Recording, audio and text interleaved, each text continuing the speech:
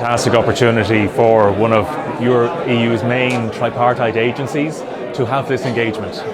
and to involve all member states and unions and employers and governments, national governments, coming together to have a discussion around the work programme of Eurofound, some of the key findings in terms of from the research, but also in terms of the research that we're doing on the big issues for Europe for the future. It's all about citizens' well-being and improving working and living conditions for citizens of Europe. So having this type of an opportunity to spread the word, to share the evidence base, but also then to discuss some of the policy initiatives which are really important for the future. So I think it's a great opportunity. I thought it was actually really interesting today that when we compared the EU's response and Europe's response to the most recent crises, to the pandemic, with the crisis of previous decades, and particularly to the global financial crisis, that at EU level and at national government level, we've actually had a greater level of cohesion and coherence in terms of the policy responses. I think the work of Eurofound has been really important as part of that, providing a common evidence base, which is understood and agreed by the social partners, by informing our social dialogue, and then providing a basis for common action. So hence why I think we've seen that post-pandemic,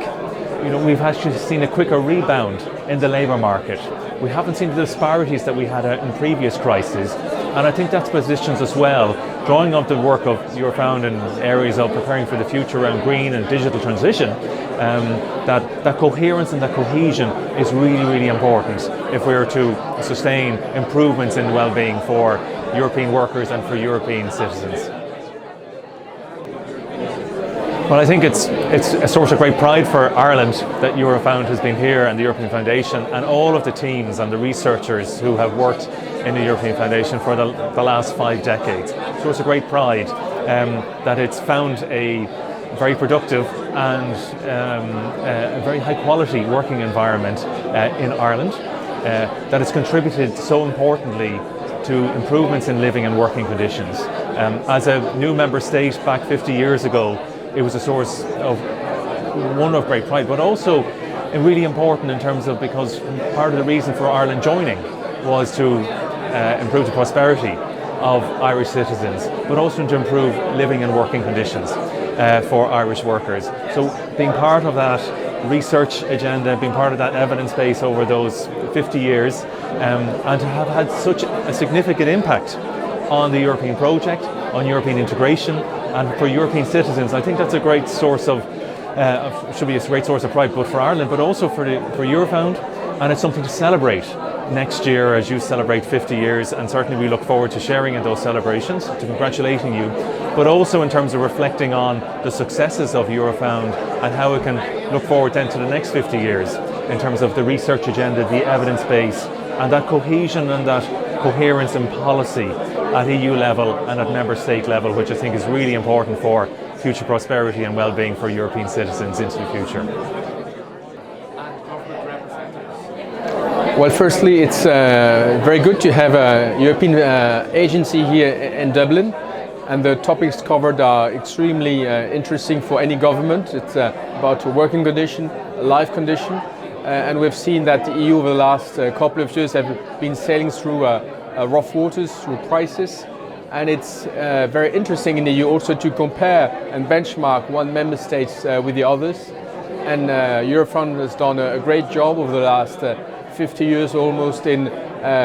doing this research about working condition. And today we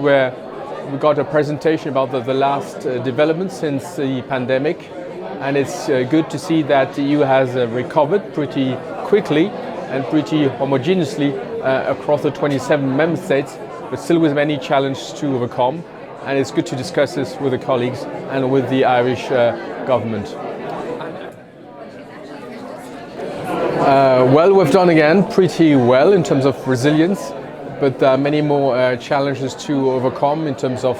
an aging population, in terms also of the digital and climate transition. So the good learning, I think, was that there are concrete tools to increase the quality of jobs, and ultimately, in the face of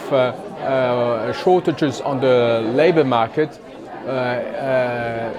employers are well inspired to increase the quality of jobs, and we discussed this in particular, which I found particularly interesting. I was first time here together with the EU ambassadors on such meetings, but it's very important for me as Ukrainian ambassador for my country to get more information and more knowledge how the EU structures and different institutions, and this in particular, works,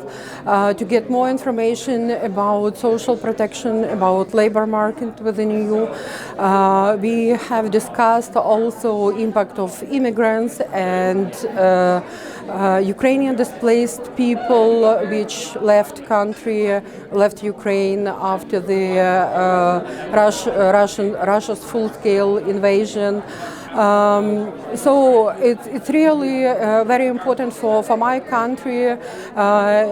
specifically in reforming our country and our institution in our path to the full EU membership.